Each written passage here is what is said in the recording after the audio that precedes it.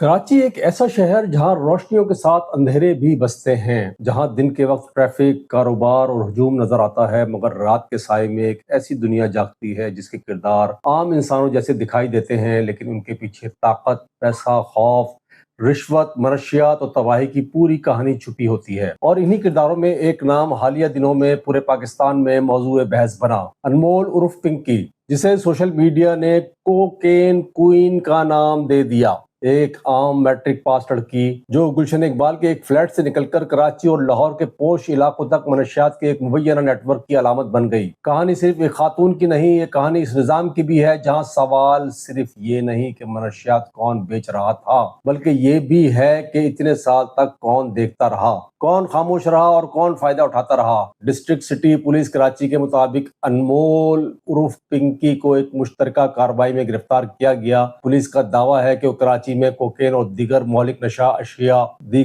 نشہ آور اشیاء کی سپلائی کے ایک منظم نیٹ ورک کو چلا رہی تھی۔ پریس ریلیز کے مطابق اس کے قبضے سے کروڑ روپے مالیت کی کوکین، کیمیکلز اور اسلحہ برآمد کیا گیا۔ پولیس نے یہ بھی کہا کہ وہ کلفٹن ڈیفنس اور دیگر پوش علاقوں میں آن لائن آرڈرز کے ذریعے مخصوص رائڈر سے منشیات سپلائی کرتی تھی۔ سب سے حیران کن بات، پولیس کے مطابق وہ خواتین رائڈر کا استعمال بھی کرتی تھی تاکہ قانون نافذ کرنے والے اداروں کو شک نہ ہو۔ پریس ریلیز میں دعویٰ کیا گیا کہ اس کے خریداروں میں طلباء و طالبات سے لے کر بڑی شخصیات تک شامل تھیں۔ یہاں ایک سوال جنم لیتا ہے، اگر یہ سب کچھ اتنے بڑے پیمانے پر ہو رہا تھا تو کیا واقعی کسی کو خبر نہیں تھی؟ کیونکہ یہ کوئی گلی محلے کا چھوٹا سا دھندا نہیں تھا، یہ مبینہ طور پر ایک ایسا نیٹ ورک تھا جس میں آن لائن آرڈرز، مخصوص ڈیلیوری سسٹم، پوش علاقوں تک رسائی، لاکھوں روپے یومیہ کی سپلائی اور مختلف شہروں میں روابط شامل تھے۔ پولیس ریکارڈ کے مطابق انمول پر 2021 اور 2022 کے دوران مختلف مقدمات درج ہوئے۔ کہا گیا وہ کئی کیسز میں مفرور بھی رہی، لیکن پھر سوال وہی، ایک شخص اتنے مقدمات میں مطلوب ہو تو پھر وہ سالوں تک آزاد کیسے رہتا ہے؟ یہاں سے کہانی میں داخل ہوتے ہیں retired S S P investigation Niaz Ahmed Khosa. ان کی ایک تحریر نے اس کیس کو صرف ایک گرفتاری نہیں رہنے دیا بلکہ اسے پورے سسٹم کے احتساب کا سوال بنا دیا۔ کھوسا صاحب کے مطابق پنکی کراچی کے ابو الحسن اصفہانی روڈ گلشن اقبال کے علاقے کی رہائشی تھی، ایک عام متوسط گھرانے کی لڑکی جس نے ابتدا میں خود منشیات استعمال کرنا شروع کی۔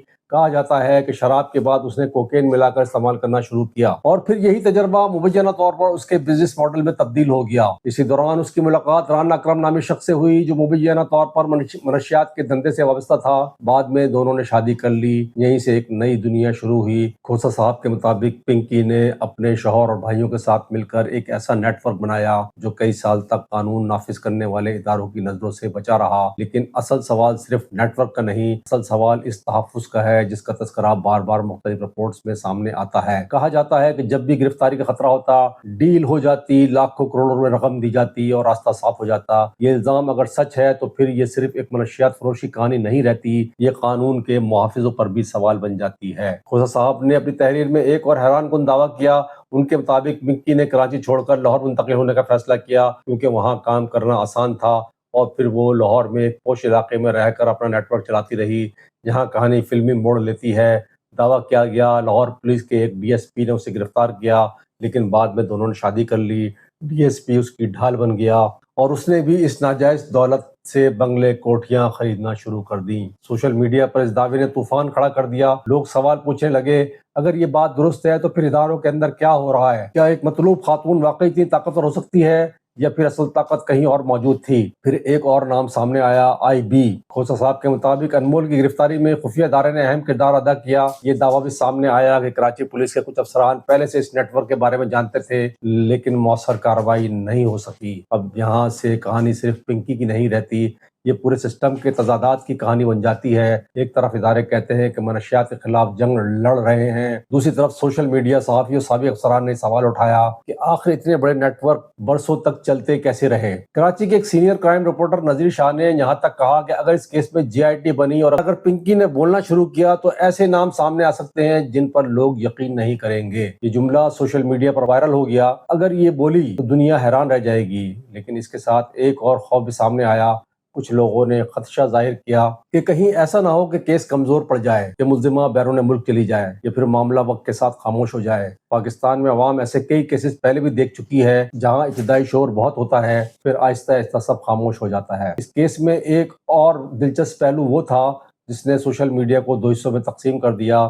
عدالت میں پیشی کے دوران پنکی کو ہتھکڑی نہیں لگائی گئی، لوگوں نے شدید تنقید کی، لیکن قانونی ماہرین نے وضاحت کی کہ پاکستان پریزن رولز کے مطابق خواتین کو ہتھکڑی لگانے پر پابندی ہے۔ یعنی جذبات اپنی جگہ، قانون اپنی جگہ، مگر سوشل میڈیا صرف قانون نہیں دیکھتا، وہ تصاویر دیکھتا ہے، تاثرات بتاتا ہے اور پھر اپنی عدالت لگا دیتا ہے۔ اسی دوران ایک اور سوشل میڈیا پوسٹ نے پورے معاملے کو مزید سنسنی خیز بنا دیا۔ اس پوسٹ میں دعویٰ کیا گیا کہ ایک خاتون سینیٹر کی بیٹی اور سابق وفاقی وزیر کے بیٹے کی مبینہ ہلاکت کے بعد یہ کیس سنجیدہ ہوا، مگر سوشل میڈیا پر لاکھوں لوگ اسے شیئر کرتے رہے۔ آج کا پاکستان ہے جہاں حقیقت، افواہ، الزام، خبر اور تجزیہ سب ایک دوسرے میں گھل مل جاتے ہیں، لیکن ان سب شور کے درمیان ایک تلخ حقیقت پھر بھی موجود ہے۔ منشیات صرف امیروں کا مسئلہ نہیں، یہ غریب بستیوں کو بھی تباہ کر دیتی ہے، یہ نوجوانوں کو کھوکھلا کر دیتی ہے، یہ خاندان برباد کرتی ہے۔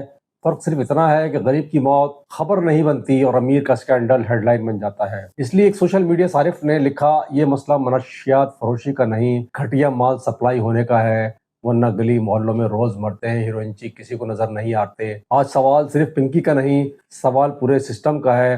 اگر ایک مبینہ نیٹ ورک کراچی سے لاہور تک چل سکتا ہے، اگر پولیس، ایکسائز، ANF اور دیگر ادارے برسوں تک کچھ نہ کر سکیں، اگر گرفتاریوں کے باوجود لوگ واپس باہر آ جائیں، اگر رشوت کے الزامات گردش کرتے رہیں، تو پھر عوام اعتماد کس پر کرے؟ کیا واقعی منشیات کے خلاف جنگ لڑی جا رہی ہے یا صرف چہرے بدلتے ہیں اور کھیل جاری رہتا ہے؟ اور شاید سب سے بڑا سوال یہ ہے کہ اگر کل کوئی نئی پنکی سامنے آ جائے تو کیا نظام اسے روک پائے گا، یا پھر چند سال بعد ہم ایک اور وائرل ویڈیو، ایک اور پریس ریلیز اور ایک اور سنسنی خیز خبر سن رہے ہوں گے؟